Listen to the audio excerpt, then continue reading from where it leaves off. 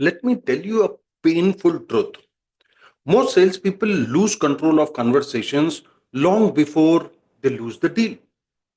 Not because they are bad at sales, not because they don't know their product, not because the buyer isn't interested.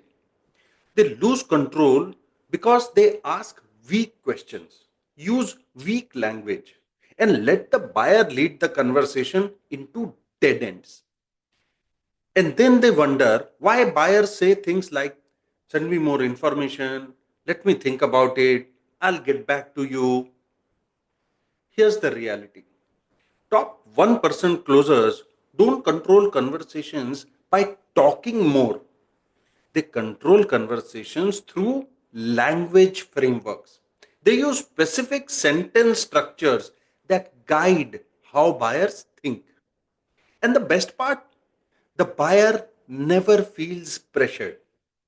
In this video, I'll show you the exact framework elite closers use to lead conversations naturally without sounding pushy, aggressive, or salesy. Let's dive in. Most salespeople think conversation control means dominating.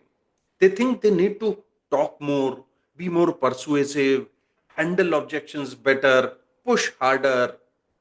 That's completely wrong. The moment buyers feel controlled, they resist. Human beings hate being pushed, especially in high ticket sales.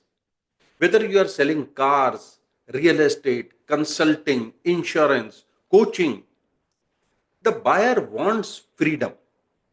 But here's the paradox: while buyers hate being controlled, they desperately want to be guided.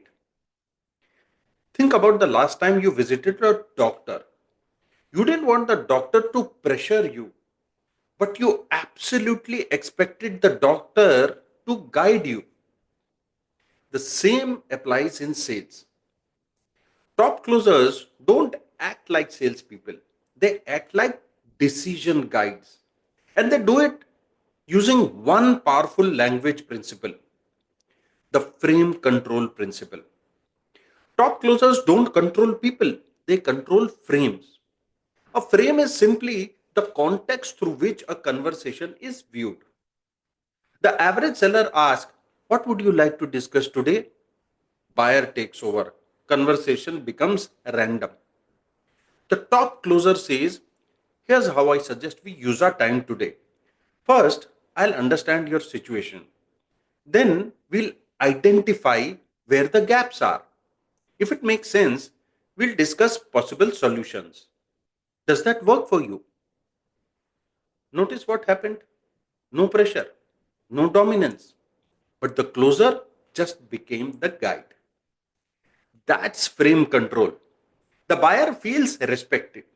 The seller maintains direction. Now, let me show you three language frameworks elite closers use.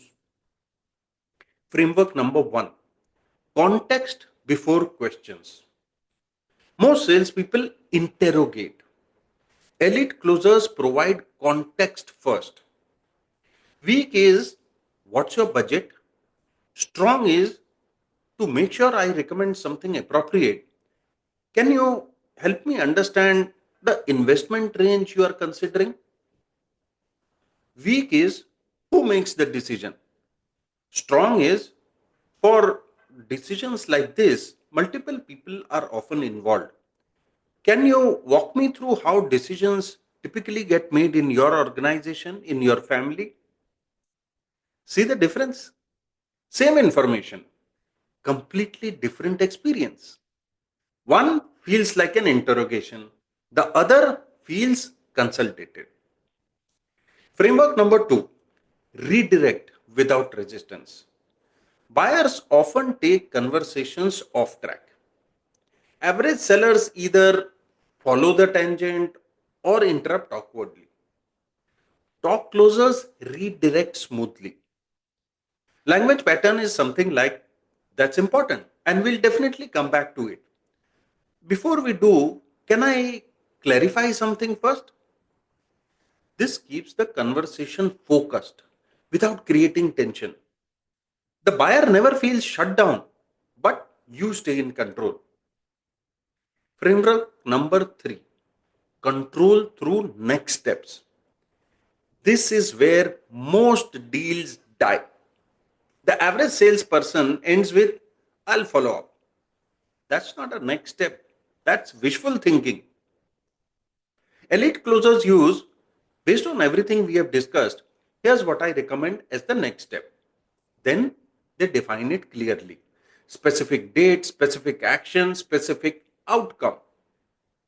Control isn't about pressure, it's about clarity. Let me give you a real example from the automotive industry. A dealership sales consultant was struggling to close premium SUVs. Buyers loved the vehicle, test drives went well, but deals kept stalling. His conversation sounded like this: what do you think? Would you like to move forward? Can I follow up next week? Buyers kept disappearing. We changed only one thing: his language. At the start of every meeting, he began saying, here's how I suggest we use our time today. First, I'll understand what you are looking for. Then we'll compare that against a few options. If one feels right, we'll discuss ownership and next steps. Does that sound fair? Immediately, he regained control. Later, instead of asking, are you interested? He asked, based on what we have shared about your family, travel habits, and safety priorities, does this vehicle feel like a strong fit for what you are trying to achieve? The conversation shifted. The buyer started evaluating instead of defending. Then at the end, he stopped saying, I'll call you next week, and started saying, the logical next step would be for you to bring your spouse to experience the vehicle as well. Would Saturday or Sunday work better? One small language change, massive difference. More appointments, more progression, more closes. Because language shapes thinking, and thinking drives decisions. If you remember only one thing from this video, remember this: top 1% closers don't push buyers, they guide buyers. And they do it through language frameworks. Not charisma, not pressure, not manipulation, just structured communication. This is exactly what we teach inside the psychology and repeatable system pillars of the SPAR framework. Because sales isn't about convincing people, it's about helping people think clearly enough to make confident decisions. If this video helped you, hit like, subscribe to the channel, and comment below frame control. And tell me the biggest challenge you face in sales conversations. I'll personally read the comments and create future videos based on your questions. See you in the next one.